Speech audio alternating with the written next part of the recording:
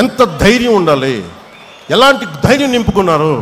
దేనికి అంటే మనం నిలబడతాం, మన సిద్ధాంతాల మీద అంత పట్టుదల, అంత బలం, ఇవన్నీ చేయడానికి కదా మనం నిలబడి ఉంది ఇక్కడ. ఇవన్నీ ఎలా ప్రూవ్ చేయాలంటే ఒక దశాబ్దం నడవాలి దీని మీద. పవన్ కళ్యాణ్ కూర్చోబెట్టి ఇక్కడ మనకి హోటల్లో ఆపేస్తే చంపేయడానికి, పోలీసులు తీసుకెళ్ళడానికి ప్రయత్నాలు చేస్తే మేమేం భయపడలే. చెయ్యి. మా కార్యకర్తల మీద, ఇప్పుడున్న విజయ్ కుమార్ గారి మొత్తం నాయకులందరి మీద, సందీప్ పంచకర్ల మీద, అందరి మీద మన సందీప్ గారి మీద మీ కేసులు 307 కేసులు పెట్టారు. 15 మంది ఉత్తి పుణ్యానికి భరించామని. అక్కడ మనం కూర్చోబెట్టి అమరావతిలో ధర్నా చేస్తామంటే కూర్చోబెట్టి మేము దాడులు చేస్తూ ఉంటారు. ఇప్పటం కోసం వెళ్దామంటే మీరు కూర్చోబెట్టి బ్లాకులు చేస్తారు. ఏ రోజు భయపడలా.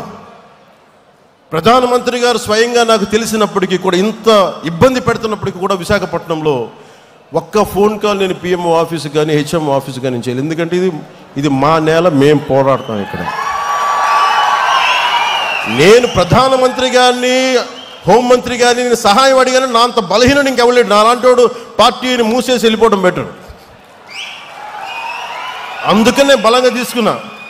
ఉంటే ఉంటాం, పోతే పోతాం, చూద్దాం. వీళ్ళు రౌడీలు అంటే వీళ్ళందరూ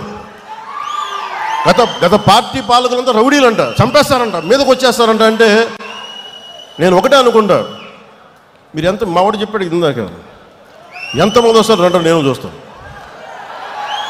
ఎంతమంది వస్తారు రండి, నేను ఒక్కనే ఉంటాను రండి. నాలాంటి పిచ్చ మా వాళ్ళందరికీ, మా ఆడపడుచులకి ఉంటుంది, మా జన సైనికులకి ఉంటుంది. రౌడీజం చేయకండి. మా దగ్గర తప్పు ఉందా మేము ఒక సరిదిద్దుకుంటాం. లేదా పాలసీ మాట్లాడతారా, మాట్లాడండి. దౌర్జన్యాలు చేస్తాం, మేము చింపేస్తాం, చంపేస్తామంటే అస్సలు మా ఇన్ని పాత కథలు. మా రక్తం సలసల కాగుతూ ఉంటుంది. మా రక్తం భయపడం. వాటికి క్షేమం కోరుకుంటాం, ప్రజాక్షేమం. భయపడటాలు ఉండవు మా దగ్గర, పోరాటాలే ఉంటాయి. మా ఆడపడుచులు చెప్తా ఉన్నా,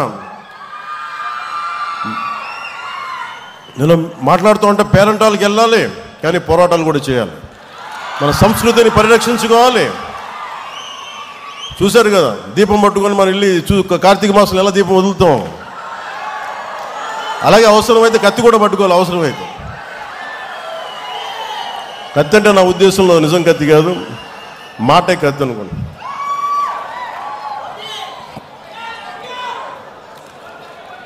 అలాగే